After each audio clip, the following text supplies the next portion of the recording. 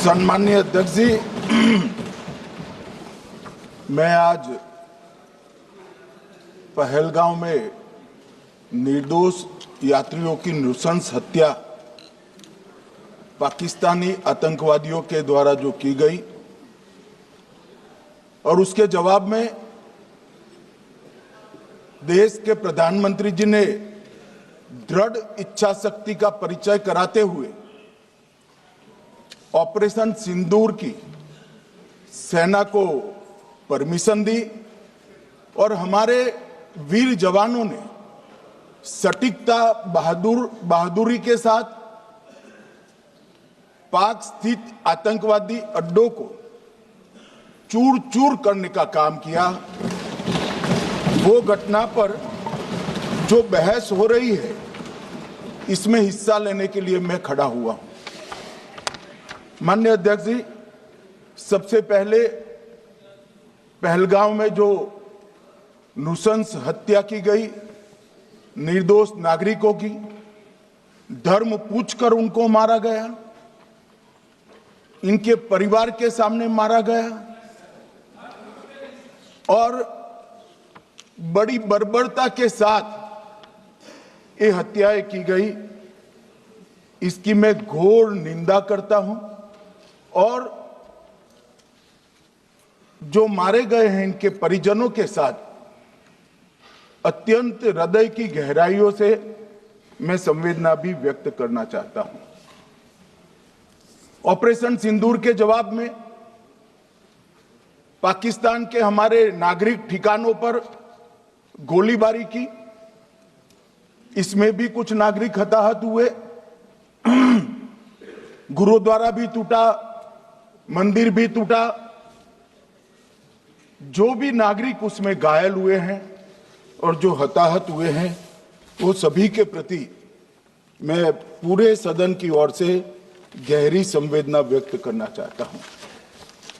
माननीय अध्यक्ष जी, कल से यहां पर पक्ष और विपक्ष दोनों की चर्चा चल रही है और स्वाभाविक है, जब इस तरह की नृशंस घटना घटे देश में, तब इस पर मुक्त चर्चा भी होनी चाहिए, चिंतन भी होना चाहिए, आगे न हो इसकी व्यवस्था की भी चिंता होनी चाहिए।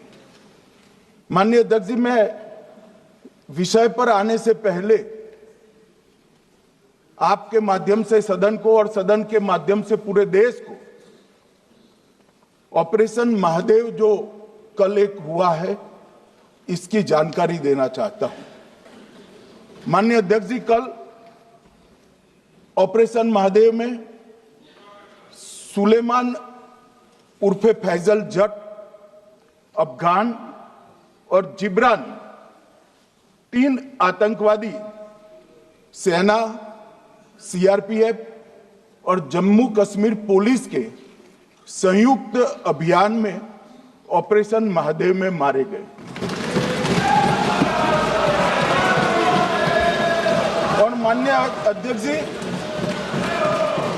ये जो सुलेमान है, ए श्रेणी का लश्कर तोयबा का कमांडर था पहलगांव हमले में, और गगनगिर आतंकी हमले में वो लिप्त था। इसके ढेर सारे सबूत हमारी एजेंसियों के पास है। अफगान ए श्रेणी का लश्कर तैयबा का आतंकवादी था और जिब्रान भी ए ग्रेड आतंकवादी था। और माननीय अध्यक्ष जी, मैं सदन को और सदन के माध्यम से पूरे देश को बताना चाहता हूं, जिन्होंने बैसरन घाटी में हमारे प्रवासियों को, नागरिकों को मारा था, ये तीनों आतंकवादी ये थे और तीनों मारे गए।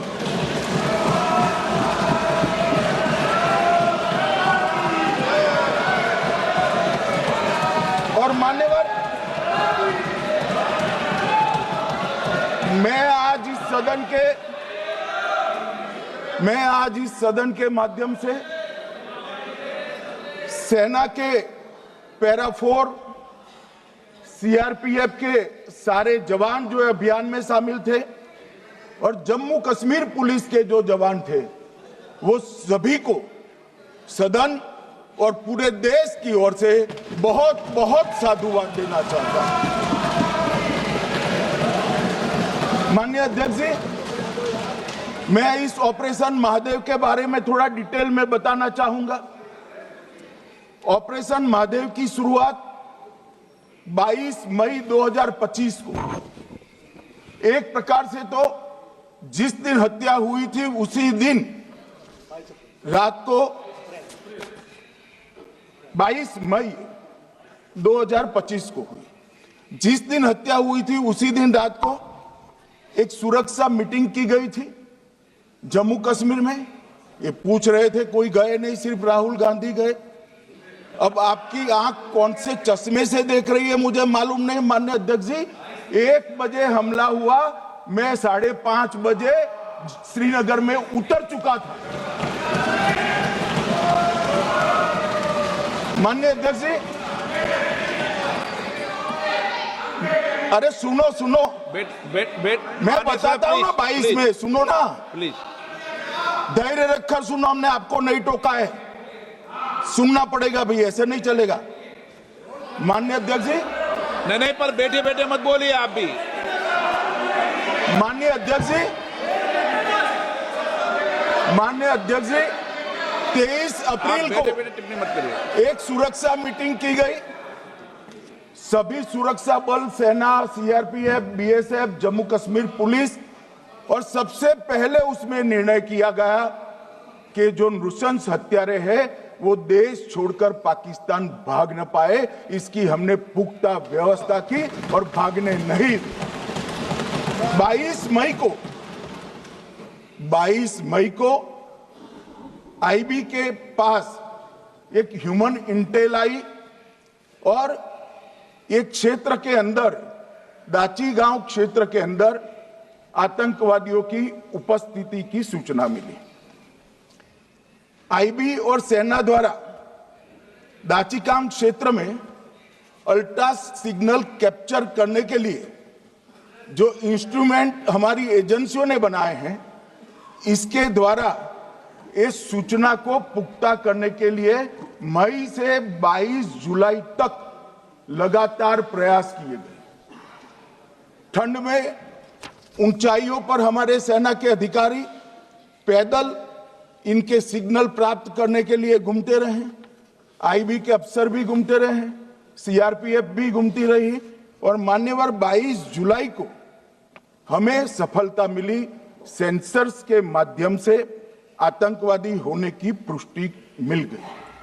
तब 4 पैरा जो हमारी सेना का एक हिस्सा है, उसकी नेतृत्व में 4 पैरा के जवान, सीआरपीएफ के जवान और जम्मू कश्मीर पुलिस के जवान मान्यवर एक साथ ये आतंकवादियों को घेरने का काम किया। सेना, सीआरपीएफ, जम्मू कश्मीर पुलिस की मीटिंग भी की गई। जो 5 ह्यूमन एसेट से उनको भी वहां भेजा गया, और कुल मिलाकर कल जो ऑपरेशन हुआ, इसमें हमारे निर्दोष नागरिकों को मारने वाले तीनों आतंकी मौत के घाट उतार दिए। मान्यवर, तीनों के नाम मैंने बताए हैं, सुलेमान उर्फे फैजल जट, अफगान और जिब्रान। मान्यवर, वो तो एक आशंका थी कि यही लोगों ने घटना की है, मगर मैं बाद में एनआईए की जांच पर आता हूं, एनआईए ने पहले से ही इनको, जिन्होंने आसरा लिया था, वो लोगों को गिरफ्तार कर रखा था। उनको खाना पहुंचाने वाले लोगों को अपने कब्जे में रखा था। तो जब आतंकवादियों के शव श्रीनगर आए, इनसे पहचान कराई गई। 4 लोगों ने पहचान लिया, यही 3 लोग थे जिन्होंने पहलगांव में आतंकी घटना को, मगर हमने इस पर भी भरोसा नहीं किया। मान्यवर, कोई जल्दबाजी नहीं की। हमने जो आतंकी घटना स्थान से कारतूस मिले थे, वो कारतूस का एफएसएल रिपोर्ट पहले से करा कर रखा था, और चंडीगढ़ सेंट्रल एफएसएल के अंदर बैलिस्टिक रिपोर्ट के आधार पर उनका रिपोर्ट तैयार था। जब ये कल आतंकवादी मारे गए, इनकी 3 राइफलें पकड़ी गई। एक M9 अमेरिकन राइफल थी और 2 AK-47 राइफल थी। जो कारतूस मिले थे वो भी M9 और AK-47 के भी थे, मगर हमने इससे भी संतोष नहीं माना। ये राइफलों को एक विशिष्ट विमान के द्वारा कल रात को 12 बजे चंडीगढ़ पहुंचा गया और पूरी रात फायरिंग कर इसके भी खाली खोखे जनरेट किए गए। 2 खोखों का मिलान किया गया, राइफल की नाली और निकले हुए खोखों का भी मिलान हो गया। तब ये तय हो गया कि इन्हीं 3 राइफलों से हमारे निर्दोष नागरिक मारे गए। और मान्यवर, आज मैं सदन को बताते हुए बहुत खुश हूं। मोदी जी ने ऑपरेशन सिंदूर कर आतंकवादियों को जिन्होंने आतंकवादियों को भेजा था, उनके आकाओं को जमीन में मिलाने का काम किया था। सेना और CRPF ने वो आतंकवादियों को भी समाप्त कर दिया। और मान्यवर,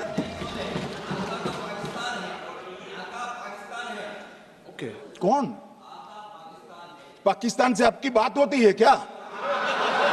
अरे बैठ जाओ भाई।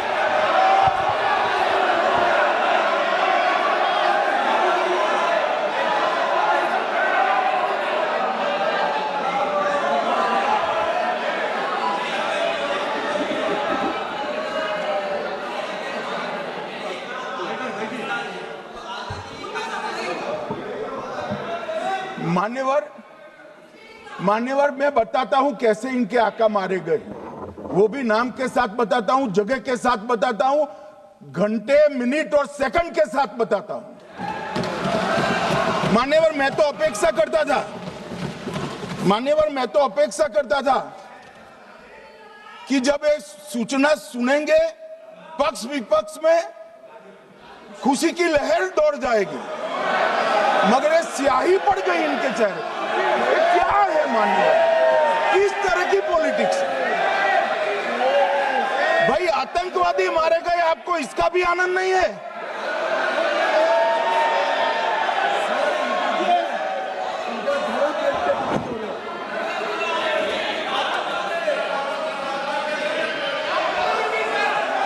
अखिलेश जी बैठ जाइए, मेरा पूरा जवाब सुनिए, आपका सब जवाब आ जाएगा। भाई आप आतंकवादियों का धर्म देखकर दुखी मत होइए।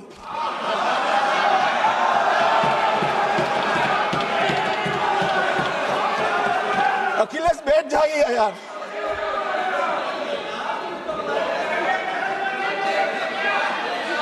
अखिलेश जी बैठ जाइए।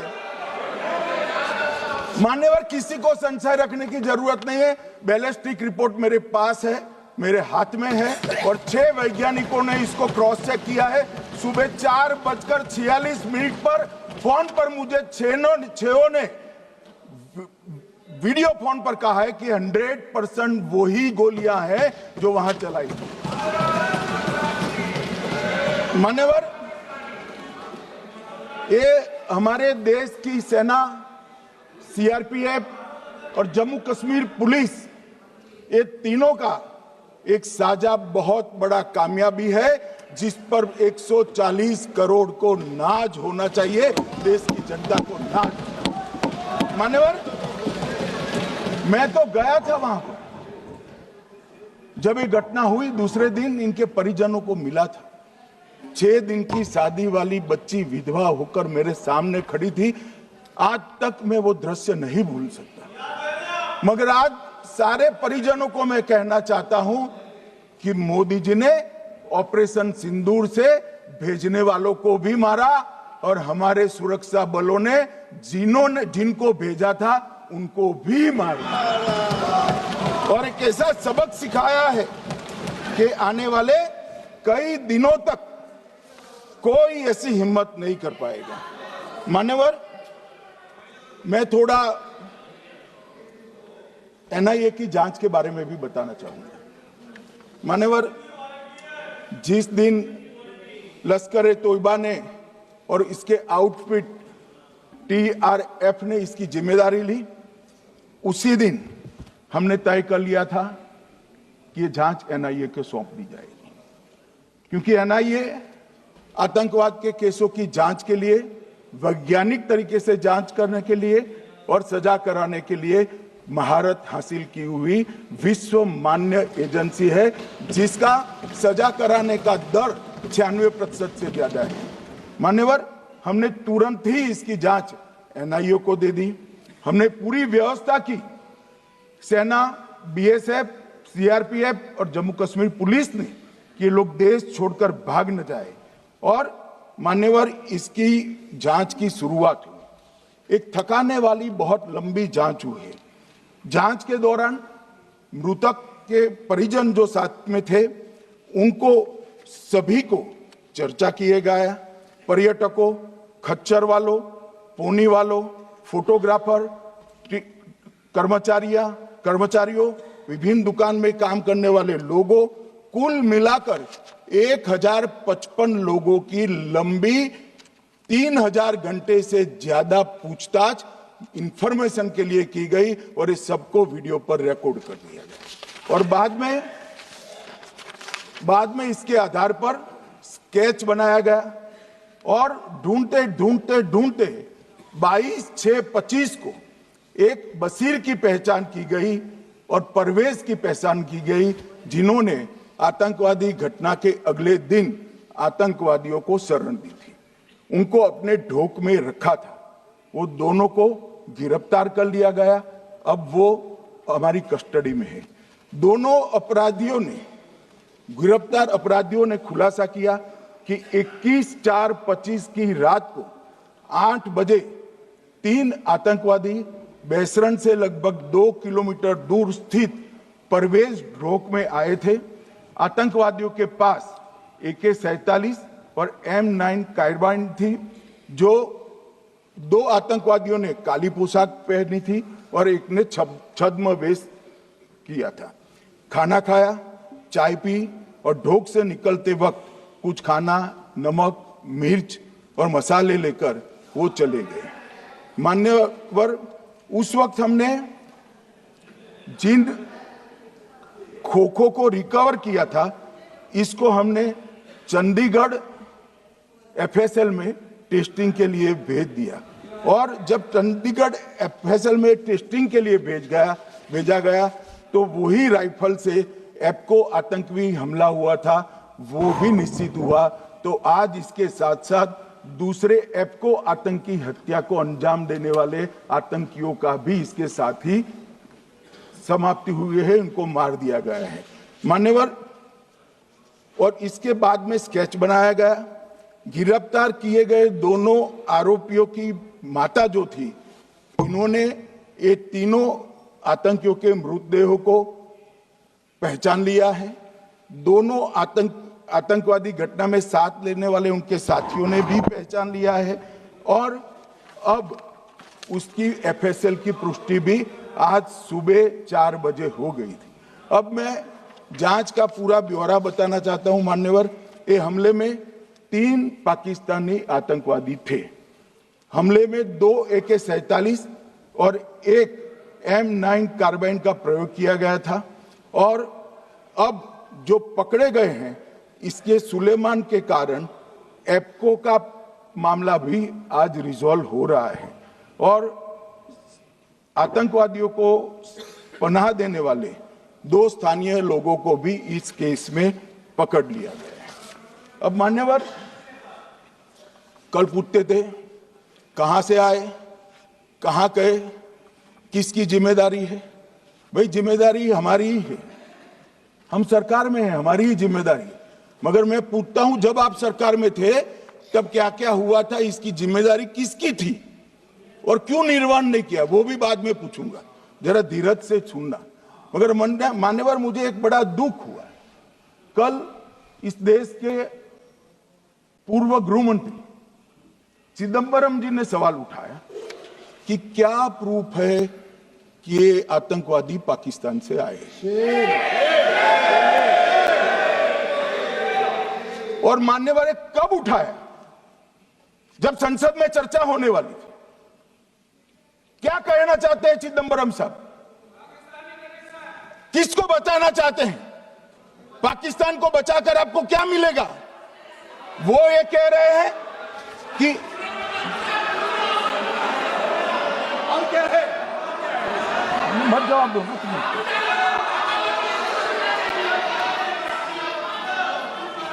मान्यवर, हमारे पास, मैं आज चिदंबरम साहब को कहना चाहता हूं, मैं आज चिदंबरम साहब को आपके माध्यम से कहना चाहता हूं, हमारे पास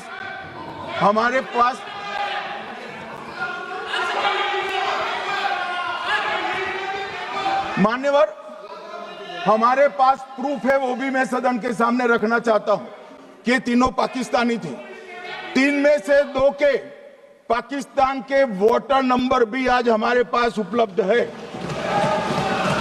मान्यवर, ये राइफलें हैं, ये राइफलें भी हमारे पास उपलब्ध है। इनके पास से जो चॉकलेटें मिली हैं, वो चॉकलेटें ढोक में से मिली, वो भी पाकिस्तान की बनाई हुई चॉकलेट है। मान्यवर, ये कहते हैं कि पाकिस्तानी नहीं थे, इसका मतलब पूरी दुनिया के सामने इस देश का एक पूर्व गृह मंत्री पाकिस्तान को क्लीन चिट दे रहा है।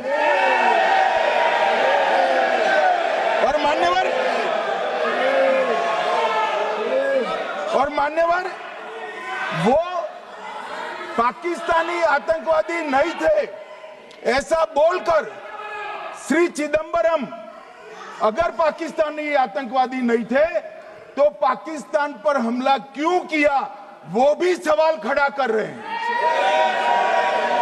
मान्यवर, आज पूरी दुनिया ने हमारे संसद सदस्य गए थे, स्वीकारा था कि हमला पाकिस्तान ने किया है। और इस देश का गृह मंत्री जो कांग्रेस पार्टी से आता है, वो कहता है कि क्या सबूत है। अरे मुझसे मांगते, मैं दे देता, टीवी से मांगते हैं, पूरी दुनिया के सामने उजागर करते हैं, शख्स सुबह खड़ा करते हैं। पाकिस्तान को बचाने का इनका ये षड्यंत्र आज 130 करोड़ लोग जान रहे हैं। बच नहीं पाओगे आप लोग, बच नहीं पाओगे। मान्यवर,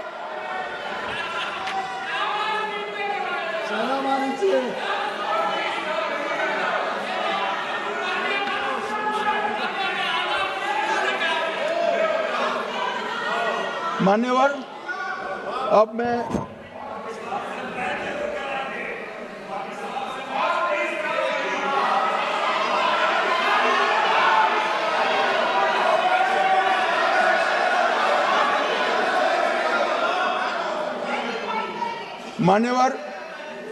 अब मैं पहलगांव आतंकी हमला और ऑपरेशन सिंदूर,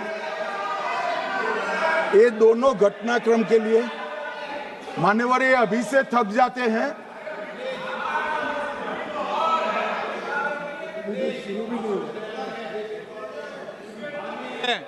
प्लीज बैठिए।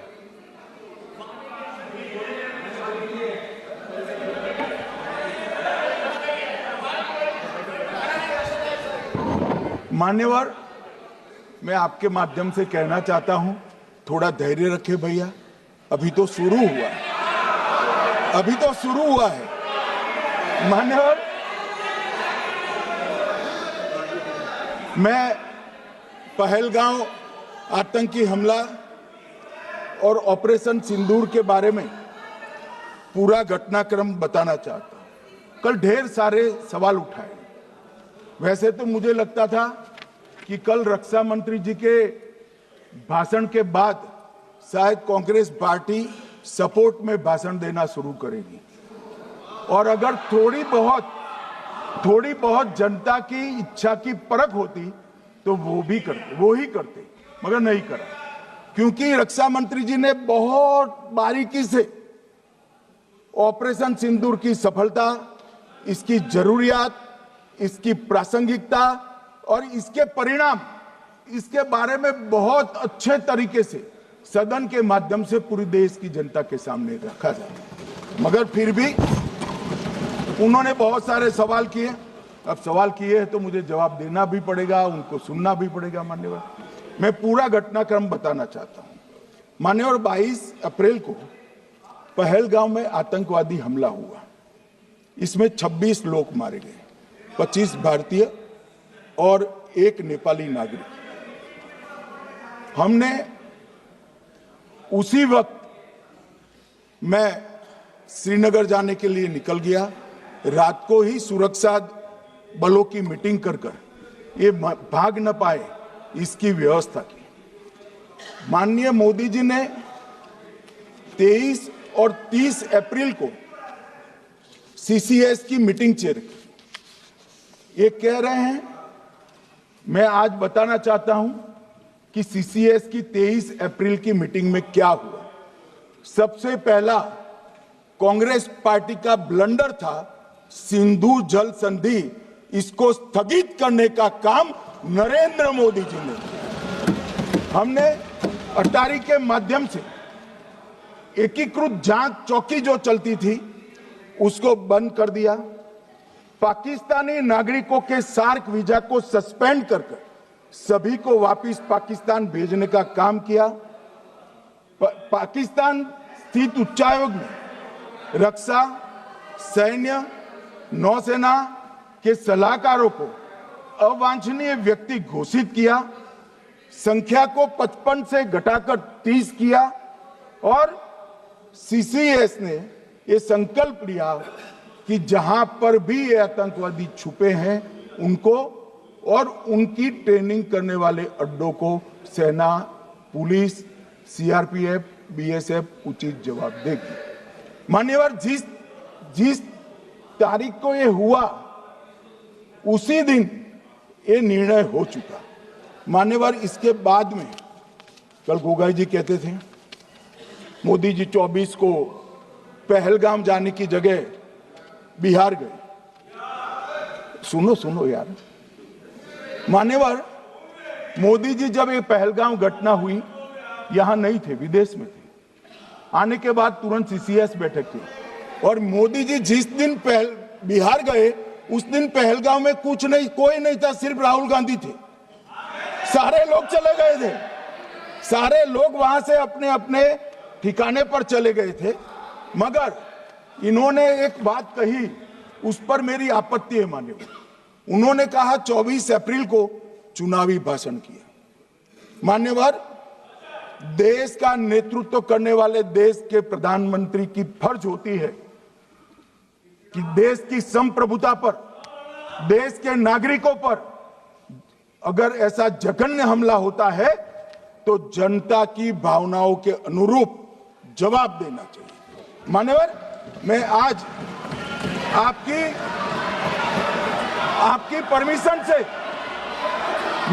परमिशन से मोदी जी के बिहार भाषण के कुछ अंश पढ़ना चाहता हूं। कोट अनकोट है। 22 अप्रैल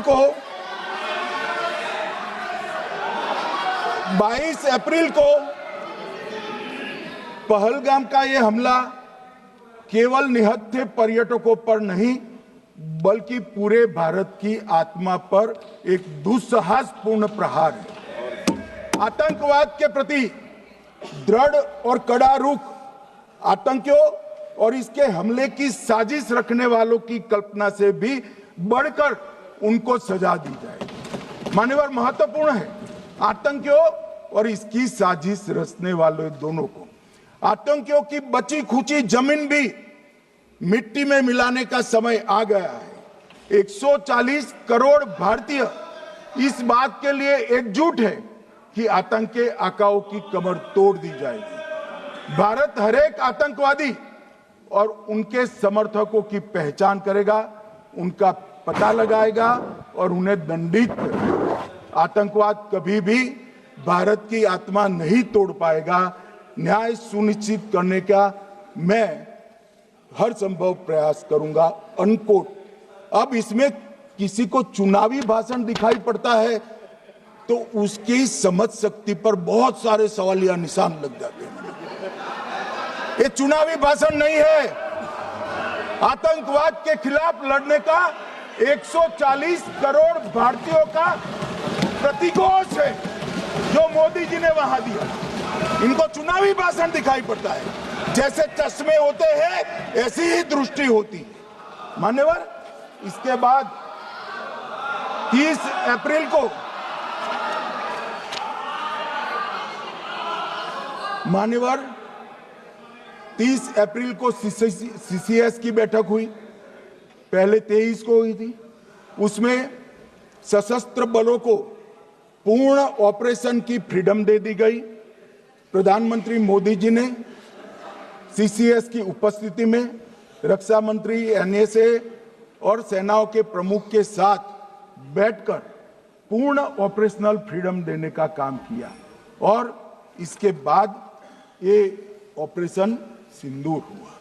मान्यवर, ऑपरेशन सिंदूर 7 मई को रात को 1:04 से 4 मिनट से 1:24 तक चला। उसमें पाकिस्तान के 9 आतंकी ठिकानों को ध्वस्त कर दिया और पूरी दुनिया ने इसके दृश्य देखे। साहब, इससे बड़ा संयमित हमला नहीं हो सकता। आजकल दुनिया में युद्ध चल रहे हैं, हम देख रहे हैं, बच्चे मर रहे हैं, महिलाएं मर रही, निर्दोष मर रहे। हमने 9 आतंकी अड्डों को समाप्त किया, परंतु एक भी सिविलियन नहीं मारा गया, केवल और केवल आतंकी मारे गए। स्थान थे मरकज सुभान अल्लाह बहावलपुर, मरकज तैयबा मुरीद के, महमूना जाया कैंप सियालकोट, अरे नाम सुनो काम में आएंगे, सरजाल camp Sialkot, Sawai Nala camp Muzaffarabad, Syedna Bilal camp Muzaffarabad, Gulpur camp Kotli, Barnala camp बिंगबर्ग और अब्बास कैंप कोटली। मान्यवर, सर्जिकल स्ट्राइक और एयर स्ट्राइक में हमने पाक ऑक्यूपाई कश्मीर में ही हमला किया, एक प्रकार से भारत के हिस्से पर ही हमला किया। पाक ऑक्यूपाई कश्मीर हमारा ही है, तो हमने तो हमारे हिस्से में हमला किया।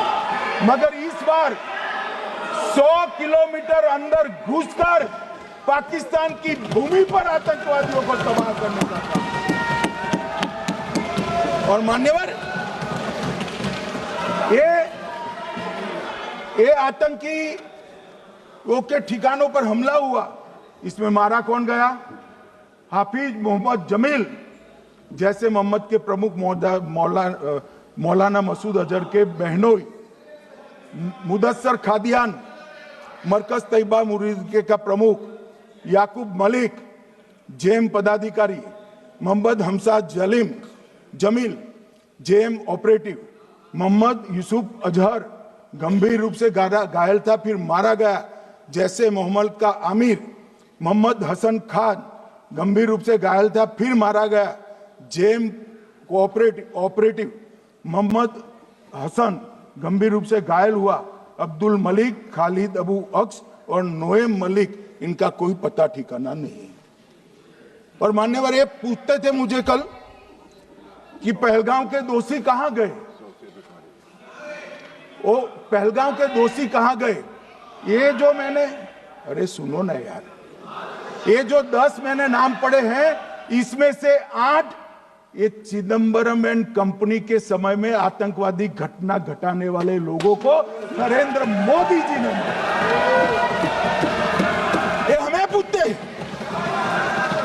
पूछते कहां गए? अरे भाई, आपके समय में जो छुप गए थे उनको चुन चुन कर हमारी सेना ने समाप्त कर दिया है। और ये 10 नहीं, कल राजनाथ जी घबराते बोले हैं, अब ऑथेंटिक शब्द का है, मैं बढ़ा नहीं सकता, मगर कम से कम 100 लोगों को हमारी सेना ने समाप्त, 100 से अधिक लोगों को हमारी सेना ने समाप्त करने का काम। मान्यवर, और इस पर भी गर्व नहीं कर सकते आप, इस पर भी गर्व नहीं कर सकते।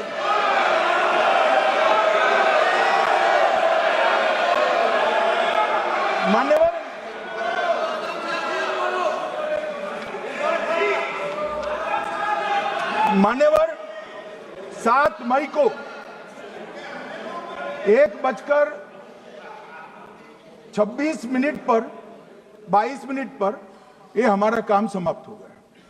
हमारे डीजीएमओ ने उनके डीजीएमओ को बता दिया कि भाई हमने आतंकवादी हमलों पर स्थानों पर सिर्फ हमला किया है, इनके हेडक्वार्टर पर हमला किया है, जो हमारा आत्मरक्षा का अधिकार है।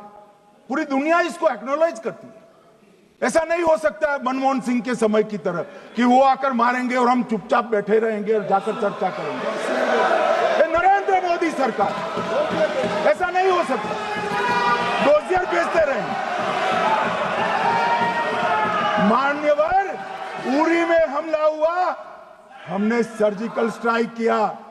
पहलगाम में हमला हुआ, एयर स्ट्राइक करा, और अरे पुलवामा में हुआ, एयर स्ट्राइक करा, और पहलगाम में हमला किया। 100 किलोमीटर अंदर जाकर 9 अड्डों और 100 से ज्यादा आतंकवादी को समाप्त। मान्यवर, अब देखें, हमने तो हमला किया था पाकिस्तान स्थित टेररिस्ट ठिकानों पर। अब पाकिस्तान से गलती हो गई। टेररिस्ट ठिकानों पर जो हमला किया था उसको वो अपने पर का हमला मान बैठे और पूरी दुनिया में कहते थे कि हमारा टेररिज्म से कोई लेन देन नहीं है। ये तो अब ऐसे ही ग्रुप करते, हम तो विक्टिम है, जो मनमोहन सिंह ने सर्टिफाइड भी कर दिया था कि ये भी विक्टिम है। मान्यवर, मगर दूसरे दिन इनकी श्रद्धांजलि का कार्यक्रम हुआ और पाकिस्तान को मालूम नहीं पड़ा कि ये पूरी दुनिया देखेगी। सेना के आला अफसर उनके नमाजे जनाजा में उपस्थित हुए, उनके जनाजे को कंधा दिया और ये सारे आतंकवादियों के जनाजे के जुलूस के अंदर पाकिस्तानी सेना, इनके अफसर, आईएसआई के अफसर, वहां की पुलिस के अफसर अश्रुभीनी आंख के साथ जुड़े थे। और मान्यवर, ये सिंदूर ने पाकिस्तान को पूरी दुनिया में एक्सपोज कर दिया कि पाकिस्तान के अंदर टेररिज्म स्टेट स्पॉन्सर्ड टेररिज्म है। ये पूरी तरह से, मान्यवर, पूरी तरह से एक्सपोज हो गया। 8 मई को पाकिस्तान ने हमारे रिहायशी इलाकों में हमला किया, हमारे सेना के अड्डों पर हमला किया, मगर एक भी मिसाइल से उनका कुछ नुकसान नहीं कर पाई। बहुत नजदीक से की हुई गोलाबारी के कारण हमारे एक गुरुद्वारा टूटा, एक मंदिर टूटा, कुछ हमारे नागरिक हताहत हुए। और दूसरे दिन 9 मई को मोदी जी ने सेना को हुक्म दिया, एक मीटिंग करी, राजनाथ जी, मोदी जी, एनएसए, सेना के सारे अध्यक्ष, और जवाब देने का तय किया और उनके 11 एयरबेस को क्षतिग्रस्त करने का काम किया। मान्यवर, 8 एयरबेस इतने सटीक तरीके से तोड़े गए, पाकिस्तान की पूरी एयर डिफेंस सिस्टम धरी की धरी रहेगी, कुछ नहीं कर पाई। नूर खान चकलाला एयरबेस तोड़ दिया गया, मुरीद तोड़ दिया गया, सुगुर्दा तोड़ दिया गया, रफीकी तोड़ दिया गया, रहीम यार खान तोड़ दिया गया, जकोबाबाद तोड़ दिया गया, सुक्कुर और भोलारी भी तोड़ दिए। और सुक्कुर, लाहौर, अरिफवाला, चुनेन, जकोकाबाद और नया चोर, ये 6 रडार सिस्टम भी उनके पूरी तरह से ध्वस्त कर दिए। 2 surface to air guided weapon Lahore और ओकारा में इनका जखीरा भी समाप्त कर दिया गया। और मान्यवर, ये हर चीज में पॉलिटिक्स करते, हर चीज में। जब उन्होंने हमारे रिहायशी इलाकों पर हमला किया, फिर भी हमने इनके रिहायशी इलाकों पर हमला नहीं किया, सिर्फ इनके एयरबेस और एयर डिफेंस सिस्टम को निशाना बनाया और उनकी आक्रमण करने की क्षमता को पंगु कर रख दिया। हमारी पूरी सेना, पूरी वायुसेना, पूरी नौसेना अक्षुण्ण थी और उनकी हमला करने की क्षमता को हमने छिन्न विछिन्न कर दिया। पाकिस्तान के पास शरण में आने के अलावा और कोई चारा ही नहीं था। इसलिए मान्यवर इसलिए 10 मई को डीजीएमओ ने, पाकिस्तान के डीजीएमओ ने भारत के डीजीएमओ को फोन किया और 5 बजे हमने इस संघर्ष को विराम किया। अब मान्यवर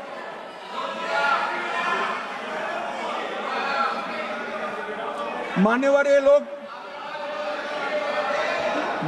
लोग कल सवाल उठा रहे थे कि इतनी अच्छी पोजीशन में थे, आपने युद्ध क्यों नहीं किया?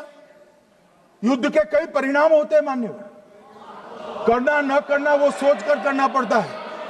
मगर मैं इसी देश के इतिहास से कुछ घटनाएं बताना चाहता हूं। 1948 में मान्यवर कश्मीर में हमारी सेनाएं निर्णायक बढ़त पर थी। सरदार पटेल ना बोलते रहे, जवाहरलाल नेहरू जी ने एक तरफा युद्ध विराम कर दिया। और मान्यवर मैं बड़ी जिम्मेदारी के साथ कहता हूं, मैं इतिहास का विद्यार्थी हूं, पाक ऑक्यूपाई कश्मीर का अगर अस्तित्व है तो जवाहरलाल नेहरू जी की ये युद्ध विराम के कारण है। इसका जिम्मेदार जवाहरलाल नेहरू है। मान्यवर 1960 में सरदार पटेल ने विरोध किया था, गाड़ी लेकर आकाशवाणी तक गए थे, घोषणा न करते दरवाजे बंद कर दिए थे। मान्यवर 1960 में सिंधु जल पर भौगोलिक व रणनीतिक रूप से हम बड़े मजबूत थे और उन्होंने सिंधु समझौता क्या किया? 80% भारत का पानी पाकिस्तान को दे दिया। मान्यवर 62 के लड़ाई की बात मैं बाद में करता हूं। 65 की लड़ाई में हाजीपीर जैसे स्ट्रेटेजिक जगह पर हमने कब्जा किया था, 66 में उसको लौटा दिया गया। मैं 71 के युद्ध की भी बात करना चाहता हूं। मान्यवर 71 में कल राजनाथ जी ने भी बताया, पूरे देश ने इंदिरा जी का समर्थन किया। उन्होंने पाकिस्तान के 2 टुकड़े कर दिए। बहुत बड़ी विजय थी भारत की और सदियों तक भारत इस विजय पर गर्व करेगा। हम सब भी करते हैं, हमें कोई आपत्ति नहीं। मगर हुआ क्या मान्यवर? युद्ध की विजय की चकाचौंध में क्या हुआ? 93 हजार युद्धबंदी हमारे पास थे, 93,000 और 15,000 वर्ग किलोमीटर क्षेत्र पाकिस्तान का हमारे पास था। 93,000 युद्धबंदी उस वक्त की पाकिस्तान की सेना का 42% और 15,000 वर्ग किलोमीटर क्षेत्र। मगर शिमला में समझौता हुआ, पाक ऑक्यूपाई कश्मीर मांगना ही भूल गए। अगर उस वक्त पाक ऑक्यूपाई कश्मीर मांग लेते, न रहेगा बांस न बजती बांसुरी। ये कैंप तोड़ने की जरूरत न पड़ती साहब आपको, हमको। मान्यवर इतना ही नहीं, पाक ऑक्यूपाई कश्मीर तो नहीं लिया, मांगना ही भूल गए। 15,000 वर्ग किलोमीटर की जीती हुई भूमि भी वापस दे दी। तय हुआ था पाकिस्तानी नरसंहार के लिए युद्ध अपराध न्यायाधिकरण बनेगा, नहीं बना। सेना ने पूर्वी पाकिस्तान में नरसंहार किया था। 195 पाकिस्तानी अधिकारियों पर मुकदमा चढ़ना था। भुट्टो अपने साथ इंदिरा जी के सामने से छुड़ा कर ले गए। जनरल मानेक शॉ का एक कोट अनकोट कहता हूं, जनरल मानेक शॉ का, जो एक प्रकार से आर्किटेक्ट माने जाते हैं बांग्लादेश विजय के, इन्होंने कहा कि भुट्टो ने भारत के नेतृत्व को मूर्ख बनाया। अब जो शब्द है, मैं आप कोट अनकोट है, इसमें मेरा कुछ नहीं है, ये लोग गुस्सा न हो सकते। I told her into bracket Indira Gandhi, Indira ji को कहा that he into bracket Bhutto के लिए, he has made monkey out of you. समझ में आता है? ये फील्ड मार्शल साहब ने कहा है मान्यवर, और ये हमें सिखा रहे हैं। ये नहीं किया, वो नहीं किया, फलाना नहीं किया, ठिकाना नहीं किया। अरे भाई, आप तो पाकिस्तान को क्लीन चिट दे रहे हो कि पाकिस्तान ने हमला ही नहीं किया है। क्या अधिकार है आपको पूछने का? कोई अधिकार नहीं है। साहब देखिए क्या होता है। मैंने कहा पाकिस्तान को क्लीन चिट दे रहे हो, तो कनी मोदी जी कह रही है कि नहीं, हम नहीं दे रहे हैं। कनी मोदी जी, माननीय अध्यक्ष जी, आपके माध्यम से मैं कनी मोदी को बताना चाहता हूं, माननीय सदस्य जी को, कि वो कह रही है हमने नहीं दिया, मगर जिसके साथ बैठते हो उसका दोस्त तो आपके सर पर आएगा ना। चिदंबरम जी कर रहे हैं, आपके राज्य से है, कांग्रेस के प्रमुख नेता है, देश के पूर्व गृह मंत्री कह रहे हैं कि पाकिस्तान ने आतंकवादी नहीं भेजे थे। क्या क्लीन चिट देना चाहते? किसी को अधिकार नहीं है साहब यहां आतंकवाद पर बोलने का, किसी को अधिकार नहीं। मान्यवर, मैं अब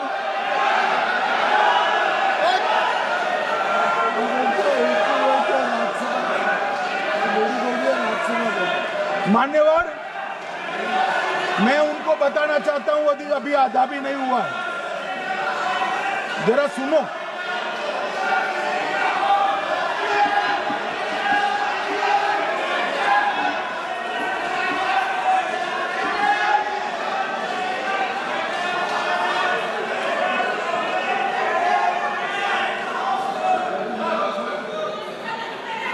मान्यवर, 62 के चिन्ह में क्या हुआ, 62 के युद्ध में क्या हुआ? मान्य, ये अभी कल कुछ कांग्रेस के सदस्य चीन का सवाल पूछ रहे थे। मैं आज पूछना चाहता हूं, 62 के युद्ध में क्या हुआ?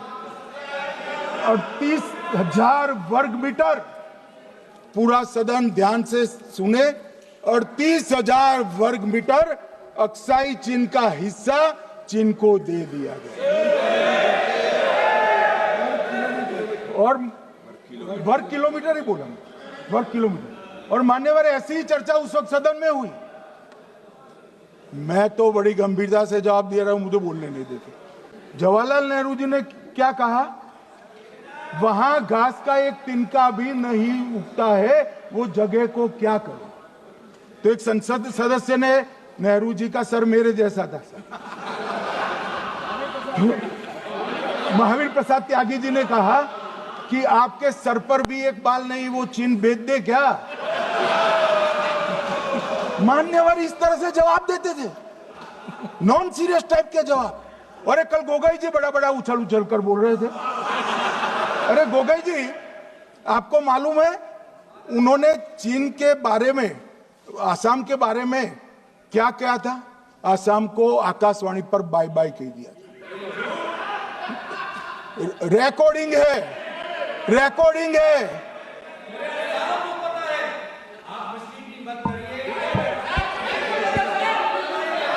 मान्यवर, मैं भी सहमत हूं, पूरे आसाम को पता है। मान्यवर,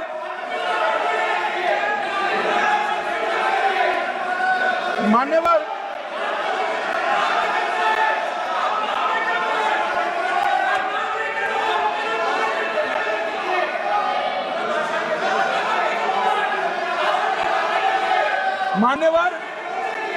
मुझे मालूम है पूरे आसाम को पता है, इसीलिए तो वो विरोध पक्ष में बैठे हैं वहां पर आसाम में। पूरे आसाम को पता है।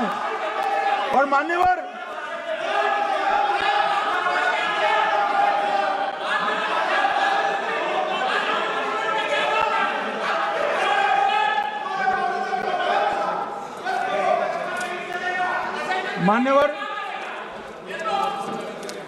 मान्यवर, जोर से बोलने से सत्य को छिपाया नहीं जा सकता।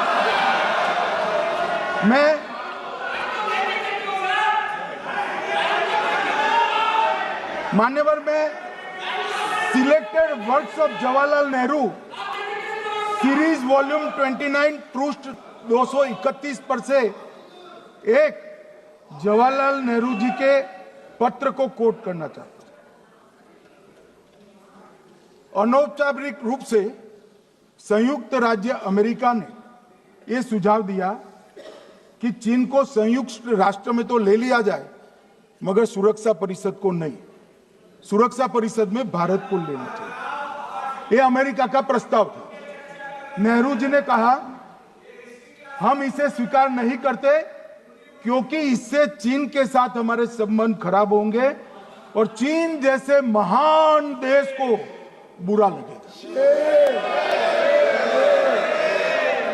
मान्यवर, आज चीन सुरक्षा परिषद में है और भारत बाहर है।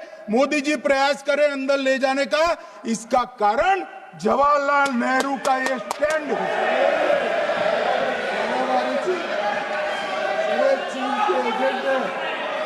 और मान्यवर, ये तो पीढ़ी दर पीढ़ी चलता आ रहा है। राजीव गांधी फाउंडेशन ने चीन के साथ एमओयू कर दिया। अब कहते नहीं है कि एमओयू में क्या था, ये तो बताओ भाई, क्या एमओयू किया था राजीव गांधी फाउंडेशन ने? और जब डोकलाम में हमारे सेना के जवान चीन की सेना के सामने आंख में आंख डालकर बैठे थे, वो चीन के राजदूत के साथ राहुल गांधी मीटिंग कर रहे थे। ये मान्यवर, ऐसा नहीं है। जवाहरलाल नेहरू, सोनिया गांधी, राहुल गांधी, तीन पीढ़ी तक के चीन का प्रेम उतरता जा रहा है। मान्यवर,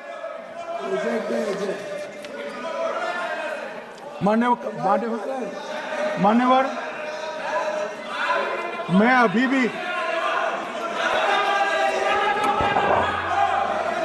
भी एक बात इस महान सदन के माध्यम से देश की जनता को कहना चाहता हूं, जो मेरी मान्यता है। ये सारी आतंकवाद की जड़ पाकिस्तान है और पाकिस्तान कांग्रेस पार्टी की भूल है। पार्टीशन स्वीकार न करते, पाकिस्तान कभी न होता। इन्होंने पार्टीशन को स्वीकार कर देश को तोड़ा है। मान्यवर, कल विदेश मंत्री जी बता रहे थे शर्म अल शेख सम्मेलन का बलूचिस्तान ब्लंडर, जिसने पाकिस्तान को हमारे साथ चर्चा करने के लिए इक्वल फुटिंग पर ला दिया।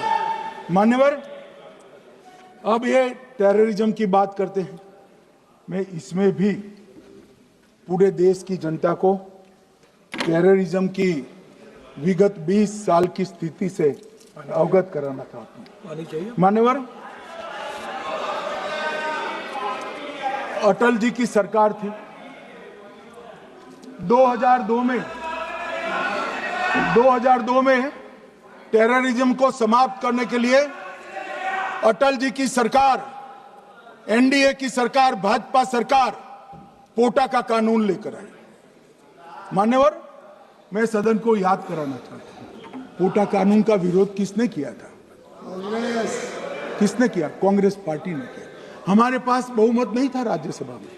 मजबूरन हमने कानून को गिर गया, मजबूरन संयुक्त सत्र बुलाना पड़ा और पोटा कानून संयुक्त सत्र में पारित हुआ। देश नहीं भूल सकता मान्यवर। और पोटा कानून को रोककर आज भी कांग्रेस पार्टी के नेता जब बोले तब कहे, पोटा कानून को रोककर किसको बताना चाहते थे आप? किसको बचाना चाहते थे? पोटा तो आतंकवादियों के खिलाफ था। पोटा को रोककर अपनी वोट बैंक का उल्लू सीधा करने के लिए आप आतंकवादियों को बचाना चाहते। और मान्यवर, 2004 में अटल जी की सरकार गई, मनमोहन सिंह, सोनिया गांधी की सरकार आई।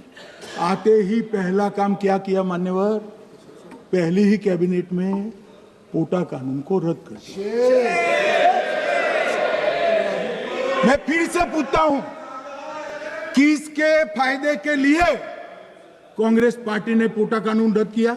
जवाब दीजिए जरा यहां पर। और मान्यवर, इसके बाद क्या हुआ? 2004 के दिसंबर में पोटा कानून रद्द हुआ।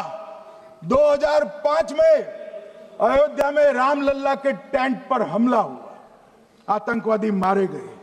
मुंबई लोकल ट्रेन 2005 में रामलल्ला पर हमला, 6 में मुंबई ट्रेन में बम धमाके, 187 लोग मारे गए। 2006 डोडा उधमपुर में हिंदुओं पर हमला, 34 लोग मारे गए। 2007 हैदराबाद 44 लोग मारे गए। 2007 यूपी लखनऊ वाराणसी 13 लोग मारे गए। रामपुर सीआरपीएफ कैंप, वहां पर हमला हुआ 2008 में। 2008 में श्रीनगर के आर्मी के काफिले पर हमला हुआ, 10 सुरक्षा बल मारे गए। मुंबई आतंकी हमला 2008 में हुआ, 246 लोग मारे गए। जयपुर में 8 बम धमाके हुए, 64 लोग मारे गए। 2008 में अहमदाबाद में 21 बम धमाके हुए, 57 लोग मारे गए। दिल्ली में 2008 में 5 धमाके हुए, 22 लोग मारे गए। और पुणे की जर्मन बेकरी 17 लोग मारे गए। वाराणसी में 10 में धमाका हुआ, 11 में मुंबई में 3 धमाके हुए, 27 लोग मारे गए। अब मैं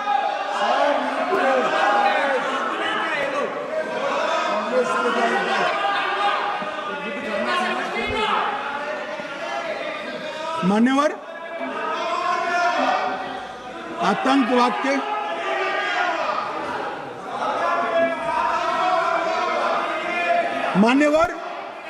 आतंकवाद के खिलाफ लड़ाई होती, कभी वो हमला करते हैं, मगर सवाल ये है कि इन्होंने 5 से 11 के बीच में 27 जघन्य हमले किए, 1000 के करीब करीब लोग मारे गए। आपने क्या किया? क्या किया आपने? जवाब दीजिए, क्या किया? और मैं राहुल गांधी जी को चैलेंज देना चाहता हूं, इन्होंने इस आतंकवादी हमलों के खिलाफ उनकी सरकार ने जो कदम उठाए, यहां खड़े रहकर हिम्मत से बताए देश की जनता को, कुछ नहीं किया मान्यवर। ये यहां से आतंकवादियों की फोटो पाकिस्तान भेजते रहे, डोजियर भेजते रहे। और मान्यवर ये कहते हैं कि आपके समय में भी हमले हुए। मैं उनको अंतर समझाना चाहता हूं, वो देख नहीं पा रहे। मान्यवर, हमारे समय में जो भी आतंकवादी घटना हुई, पाक प्रेरित और कश्मीर सेंट्रिक हुई। देश के हिस्से में 2004 से 2014 से 2025 तक एक भी घटना नहीं हुई है मान्यवर। ये नरेंद्र मोदी सरकार है मान्यवर। और कश्मीर में भी आज स्थिति ऐसी हुई है, उनको पाकिस्तान से आतंकवादी भेजने पड़ते हैं। कश्मीर में आतंकवादी अब हमारे नहीं बनते हैं मान्यवर। और मैं सलमान खुर्शीद जी को भी याद करना चाहता हूं। एक बार मैंने बड़े सवेरे में नाश्ता करता था, टीवी पर उनको रोते हुए देखा। मुझे लगा क्या हुआ, कोई बड़ी घटना हो गई।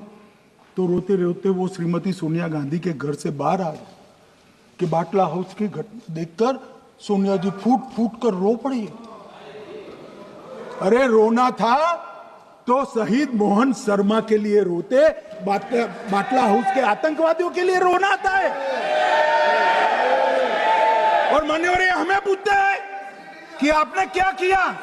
कोई अधिकार नहीं है पूछने का, कोई अधिकार नहीं है मान्यवर। और ये हमें पूछते थे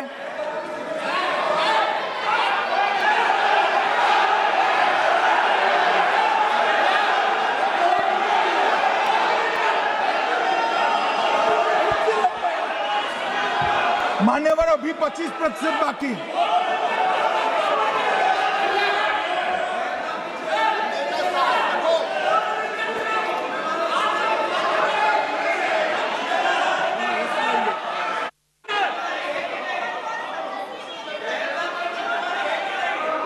बैठिए, जवाब दे रहे हैं ना आपका, जवाब दे रहे हैं आपका। पहलगांव के बाद जो घटनाक्रम घटित उसका जवाब दे दिया ना माननीय गृह मंत्री जी ने। आपने पूछा आतंकवादियों क्या हुआ, आतंकवादियों का जवाब दे दिया। क्या पूछना चाहते हैं आप? आपने हर सवाल पूछा, हर सवाल जवाब सुनिए माननीय गृह मंत्री जी।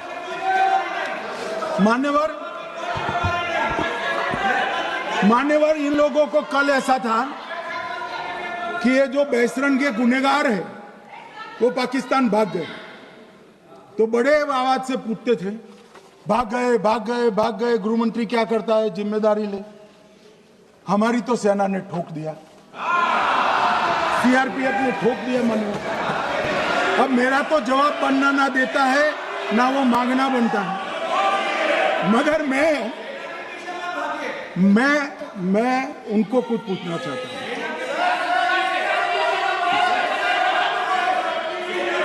मान्यवर,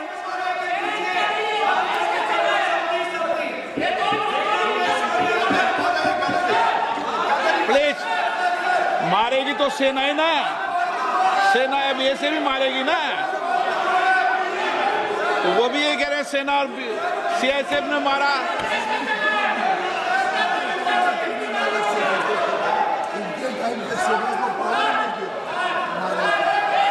मान्यवर ये कहते हैं, साहब इसको बिठाओ जरा।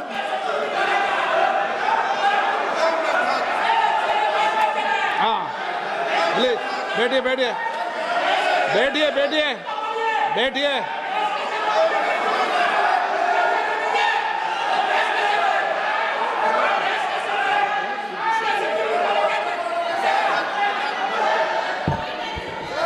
सबको मान्यवर, ये लोग मुद्दा उठाना चाहते हैं तो जरूर उठाए।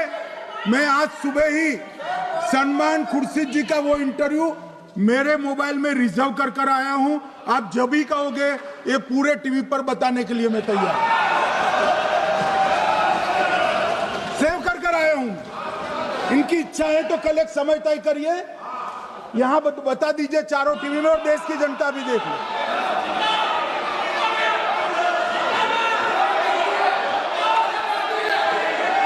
मान्यवर कह रहे हैं बताओ, आप बताओ, बताना है या नहीं बताना, ले पूछो ना उनको।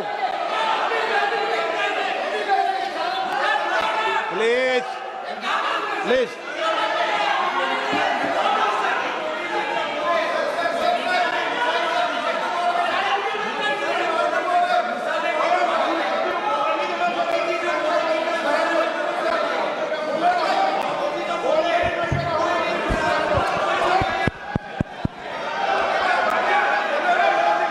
बिट्टू बैठ जाओ। मान्यवर ये पूछ रहे थे कि क्यों भाग गए। अब मेरा समय काफी जाएगा, मैं जरा संक्षिप्त में कहता हूं, घटनाओं पर नहीं जाओ। दाऊद इब्राहिम कासकर 1986 में भागा, श्री राजीव गांधी की सरकार। सैयद सलाउद्दीन 93 में भागा, कांग्रेस की सरकार। टाइगर मेमन 93 में भागा, कांग्रेस की सरकार। अनीस इब्राहिम कासकर 93 में भागा, इनकी सरकार। रियाज भटकल 2007 में भागा, इनकी सरकार। इकबाल भटकर 2010 में भागा, इनकी सरकार। मिर्जा सादाब बेग 2009 में भागा, इनकी सरकार। अब मान्यवर मेरा तो जवाब मांग लिया, हमारे सुरक्षा बलों ने मेरा जवाब भी दे दिया, अब राहुल गांधी इसका जवाब दे।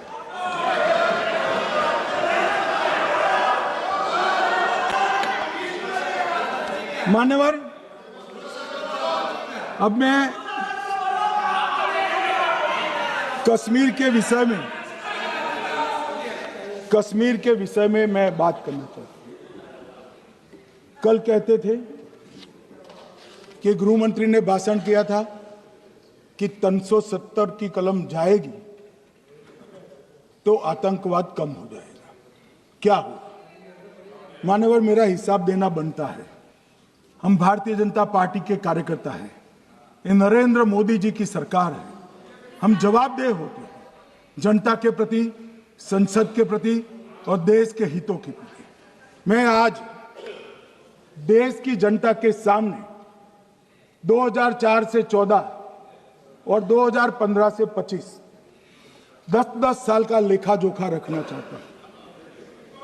2004 से 14 में अखंड सोनिया मनमोहन की सरकार थी 10 साल की, और 15 से 25 अखंड रूप से नरेंद्र मोदी जी की सरकार। कश्मीर में टेरर इंसिडेंट 7,217 हुए थे 2004 से 14 में। 70% की कमी के साथ 2150 हो गए 1525। नागरिकों की मृत्यु 2004 से 14 में 1770 हुई, 2015 से 25 में कम होकर 357 हो गई, 80%। सिक्योरिटी फोर्सेस की मृत्यु 1060 हो गई उस वक्त, और हमारे समय में 542 हुई, और टेररिस्टों की मृत्यु में 123% की वृद्धि हुई। ये हमें पूछ रहे हैं क्या हुआ? आंकड़े से भाग नहीं सकते भाई, आंकड़े से भाग नहीं सकते। और अब मैं कहता हूं कि धारा 370 ने कश्मीर में आतंकवादी इकोसिस्टम को नष्ट कर दिया है, जिस धारा 370 को आपने इतने साल तक बचा कर।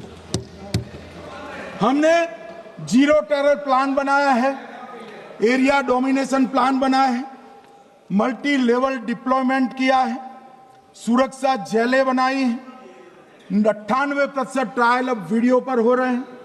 हमने संचार साधन बसाए हैं और 702 फोन विक्रेता जेल में डाले, 2667 सिम कार्ड बन गए। हमने, एक जमाना था साहब 10-10 हजार लोगों के जनाजे निकलते थे, पूरे देश ने घटनाएं देखी होगी, बुरहान वानी मर गए, फला मर गए, ढिका मर गए, 10-10 हजार। अब जो मारा जाता है उसको वही दफना दिया जाता है। किसी भी आतंकवादी को उसका महिमा मंडन करने के लिए जनाजे की इजाजत नरेंद्र मोदी के शासन में नहीं। मान्यवर, आतंकवादियों के सगे वाले और समर्थक चुन चुन कर हमने नौकरियों से निकाले, पासपोर्ट रद्द कर दिए हैं, गवर्नमेंट कॉन्ट्रैक्ट रद्द कर दिए हैं, 75 से ज्यादा आतंकी समर्थकों को कोर्ट से ऑर्डर लेकर सरकार से बर्खास्त कर दिया गया है। बार काउंसिल उनके समर्थकों से भरी थी, सस्पेंड कर नया लोकप्रिय चुनाव हमने कराया है। मान्यवर, कई संगठन बैन करे, मैं बाद में बताता हूं। विशेष यूएपीए अदालतें बनाई हैं, लगभग मार्च 22 से 25 के बीच में यूएपीए के 2267 मामले हमने जब्त किए हैं, दर्ज किए हैं, 374 कुर्की किए हैं। और परिणाम क्या है मान्यवर? ये पूछ रहे हैं परिणाम क्या है? शुतुरमुख वृत्ति से अगर मिट्टी में सर रखकर बैठोगे तो कुछ नहीं, सूर्य भी नहीं दिखेगा। मान्यवर, परिणाम आया है। पहले ऑर्गेनाइज टाउन पेल्टिंग साल की 2654 होती थी एवरेज इनकेस में। कितनी मान्यवर? 2654 पथरा होते हैं, 2024 में 0 हो गए।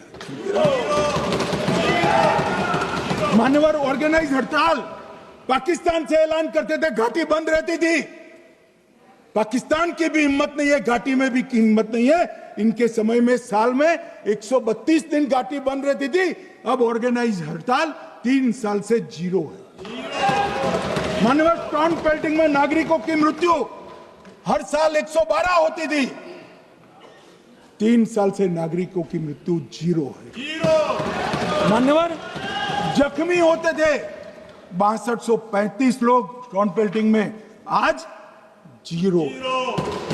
मान्यवर, आज मैं बताता हूं, एक समय में हुर्रियत के नेताओं को यहां वीआईपी ट्रीटमेंट मिलता था, हुर्रियत के साथ चर्चा करते थे, और ये हुर्रियत वाले आते थे, रेड कारपेट पूरा रोड खाली कर सीधा आता था, और मनमोहन सरकार के दूत इनके साथ चर्चा करते थे। सारे हुर्रियत के कंपोनेंट हमने बैन कर दिए हैं, सारे जेल की सलाखों के पीछे।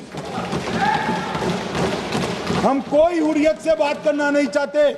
मैं सदन में नरेंद्र मोदी जी की नीति दोहराना चाहता हूं। हुर्रियत टेररिस्ट संगठनों के आउटफिट है, हम इनसे बात नहीं करेंगे। हम अगर किसी से बात करेंगे तो घाटी के युवाओं के साथ बात करेंगे, हुर्रियत के साथ बात। मान्यवर, चुनाव के दौरान डर का माहौल होता था, अब 98.3% मतदान हुआ पंचायत चुनाव। कांग्रेस की बंद बहिष्कार का समय बंद हो गया। सेपरेटिस्ट बात करना चाहते थे, अब वो नहीं कर सकते। और मान्यवर, 2019 के बाद हमने कितने संगठन बैन करे, मैं बोलना चाहता हूं, थोड़ा समय चाहिएगा मान्यवर।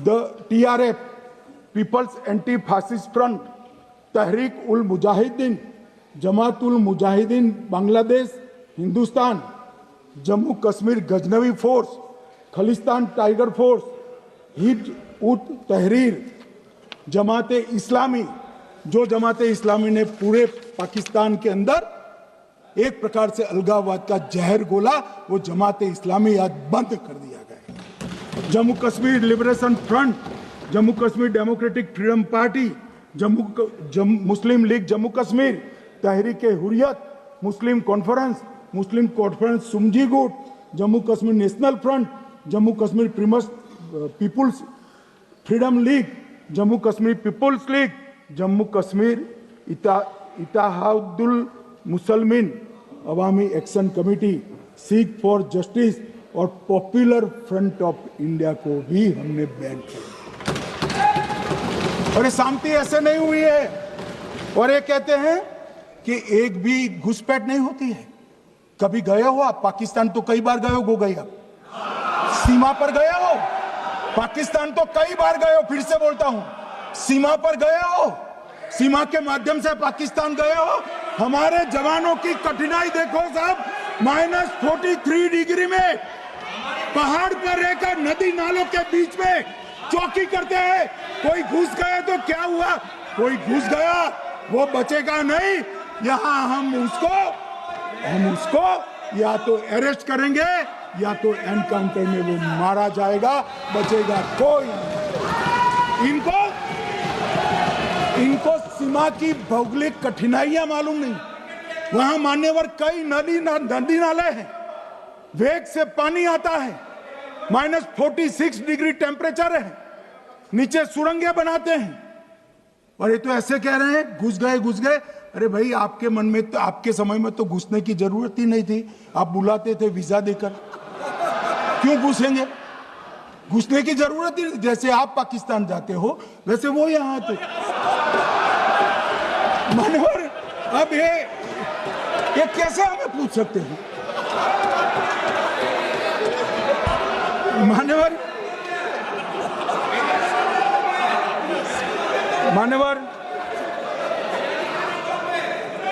मैं समझ रहा हूं, मान्यवर मैं समझ रहा हूं, पोटा का विरोध करने वाले को नरेंद्र मोदी की आतंकवादी विरोधी नीति नहीं पसंद आई। मैं समझ रहा हूं, पोटा रद्द करने वाले को नरेंद्र मोदी जी की एंटी टेरर नीति पसंद नहीं आई। मैं समझ रहा हूं, टेररिस्टों का बचाव कर वोट बैंक बनाने वालों को एक कोई नीति पसंद नहीं आएगी। मानवर, इसका विरोधी होना है। परंतु मैं आज एक बात यहाँ सदन के सामने आपके माध्यम से सदन को और दुनिया को बताना चाहता हूँ। मानवर, ये नरेंद्र मोदी सरकार है, टेररिज्म के खिलाफ हमारी जीरो टॉलरेंस की नीति है, ऑफर है, और वो हम विजयी हो।